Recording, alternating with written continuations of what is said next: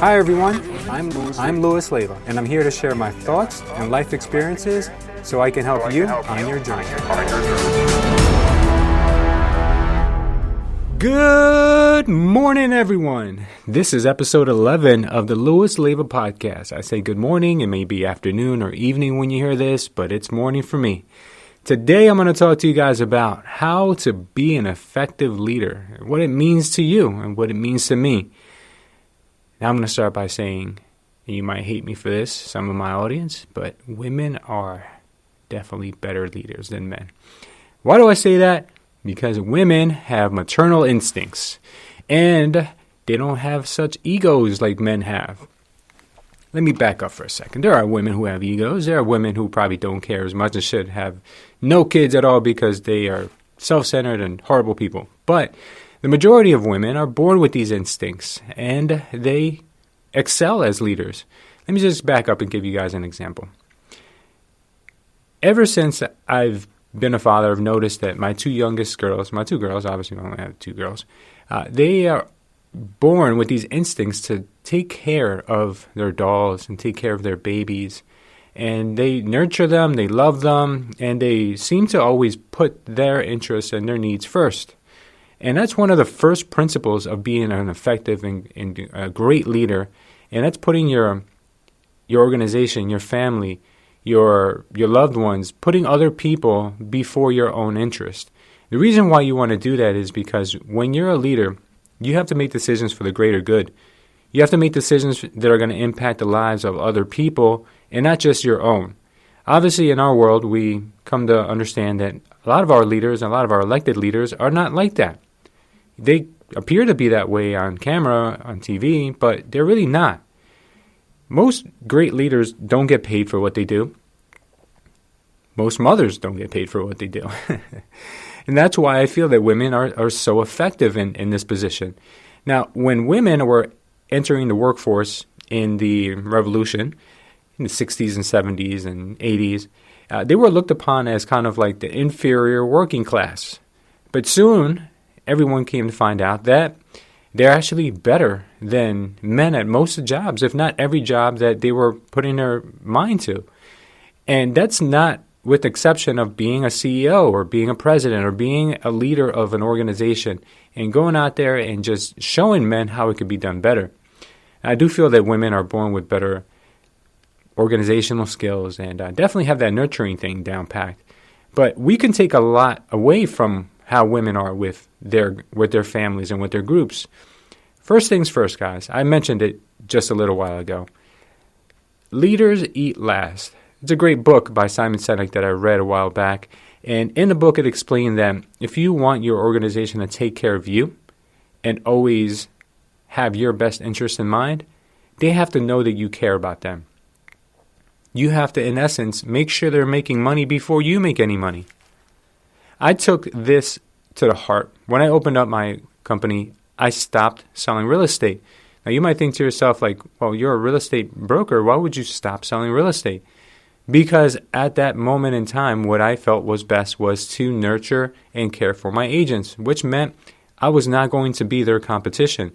I wanted to actually give them all of the business I had. That was a huge pill to swallow. But reading this book made me understand that if I wanted to get anywhere in life and I wanted to be an effective leader, I had to focus on leading, not selling, not listing, not worrying how to put out fires with my clients, but helping my agents and helping them progress. Where did it get me? The organization grew really quickly. Agents were very happy. They spread the word. Soon, what happened is I created other leaders. By giving them an example of how things should be and how you should act as one that cares for others, they soon picked up the same habits. Now, some of us were born with these instincts. Some of us have this already built in. For my audience that's women, I'm sure you can understand. You know, we care for our families and we nurture them. We put them always before our own, and we carry this into the businesses that we run. Now, some people don't. Some people are truly out there just for their own benefit, just to make sure that they earn a buck, just to make sure that they're somewhere in life that is better than just about everyone else in their circle. And they get off on this. Now, these people, obviously, they have two options. You either change the way that you are, or you find a way to hide this so other people can't see it. But sooner or later, people will start to find out. People will see right through you. You can't hide things forever, especially the way that you run an organization, the way you treat people, because the news travels fast. Now, it's not to say that as a leader you can't progress and you can't do well and you can't be, very well off in your business, but you have to make sure that it's not at the expense and at the cost of other people. By helping others, they're going to bring you opportunities. They're going to think of you first when there is a way to make money together. Opportunities that might arise to other people may not arise to you. And then when they remember back on the times that you spent with them, helping them, making sure that they were okay, checking in on them, being selfless and doing the things that normally other people wouldn't do, they're going to look back and say, you know what, this person was so good to me that I not only owe them a debt of gratitude, but it'd be my pleasure and my honor to partner with someone like this because I know what kind of person they are. I've done things in my life that I'm not 100% proud of, but I've also learned from my mistakes, and I've learned that in life, if you want to be truly successful, you have to make sure that you help other people get what they need in life and what they want in life. Now, obviously, you can't make people successful. You can't make people fail either. The only thing you could do is show them that you care. Now, there's different types of organizations. In our organization, we have a sales organization, which means that we're really not at the liberty of telling people what to do and when to do it. We can only show them the path and lay down the groundwork, and they have to do the rest. They have to be willing to work. They have to put in the effort. In some organizations, you have 100% paid staff, which means that you have a different type of attitude towards them. You have more of an authoritative attitude towards these people. But sometimes money complicates things, because when they're working for you and they feel like you're their boss, they may not respect you when you're not around. They may not really have your back when you're not around. The only way you can get around this is by showing these people that you really do care for them as an individual. You care for them as a human being. Right now, I'm not sure what period of time you're listening to this podcast in, but we're going through an epidemic right now. This COVID-19 coronavirus thing is going to demolish businesses. It's going to ravish the country. There's already been a lot of layoffs, a lot of people getting unemployed, and this last week was a record for unemployment filings. 2.5 million people filed for unemployment benefits. Now, what does that mean?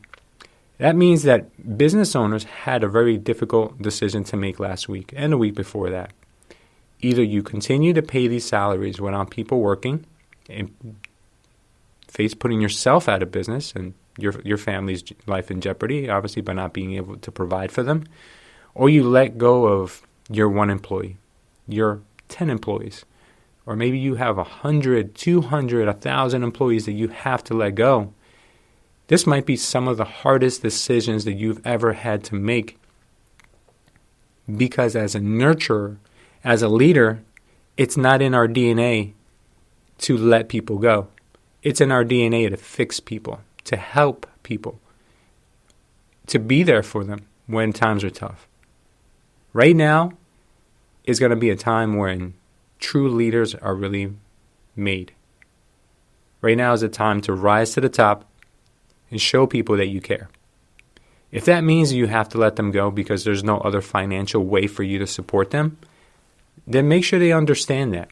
And make sure that you've exhausted every other avenue before you let people go. Have you thought of creative ways, furloughs?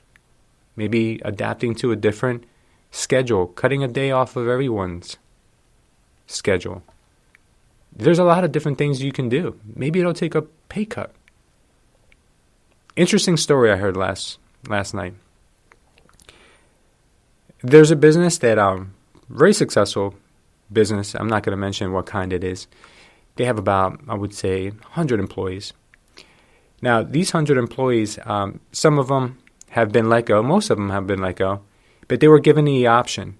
Would you like to work from home and get maybe a little bit of a reduction in pay or time? Or do you just want us to let you go? Now, word spread quickly because the majority of the employees are women, so they talk. That's one thing women do well. They talked amongst each other, and they all decided that, hey, instead of working from home, let's just file for unemployment. Now, there's a culture issue there. That means they really don't care too much about the company. They really don't care too much about the leader. What they cared about most was, how can we get the most amount of money with the least amount of work? That's not fair. It has to come from both angles. If you've created this kind of an environment and it probably was written on the wall the whole time and you didn't notice that as a leader, as leaders, it's our responsibility to see these issues and these gaps before they turn into something like this. Now, obviously, you're not going to be perfect. It never is. It's never perfect. But it also stems from a lack of good leadership. If these employees truly cared about the company they worked for, they would say, you know what? We'll stay on as long as you need us. Whether we work from home, remotely, from our basements, doesn't matter.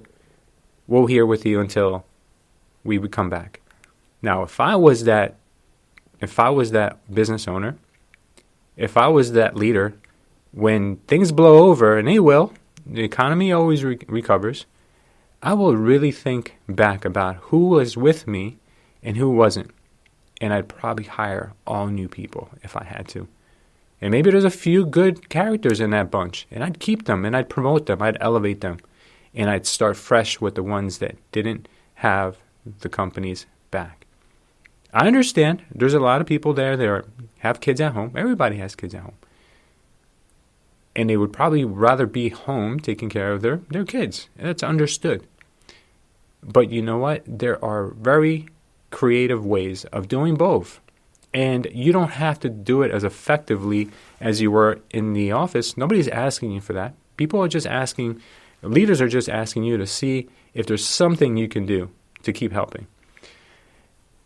Obviously, in this case, there wasn't.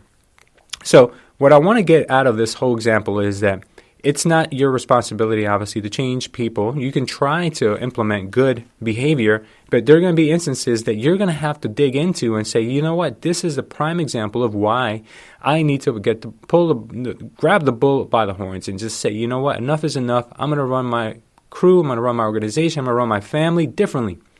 I'm going to do it the way that I would love to do it if I was an employee. If I was an employee, would I like to work for this company or love to work for this company? I want to run my company that way. And if you can put yourself in the perspective of the people who work for you, things will change. You can't always look at things top down. You got to be in the shoes of the people that work for you. You got to be in the position of the people in your group, in your organization. And all right, let's step out of the business sector for a minute. Let's pretend you run a club. Let's say you have a book club, a speaking club, car club, whatever. Power corrupts. What I mean by that is that if you're in a position of leadership, there's going to be people within that group who are not in a space where they can have much to say. And sometimes the people who are in a leadership position take advantage of the other people and say things about those people because they don't have a voice. Right now is the time for you as a leader to reach out to those people and see if they're okay.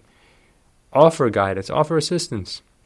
One of my agents right now, and I love him to death, I ask him what he's doing. He's like, there's not much to do right now, so I'm just reaching out to my old clients, the elderly ones, to see if they're okay, to see if they need any help with anything.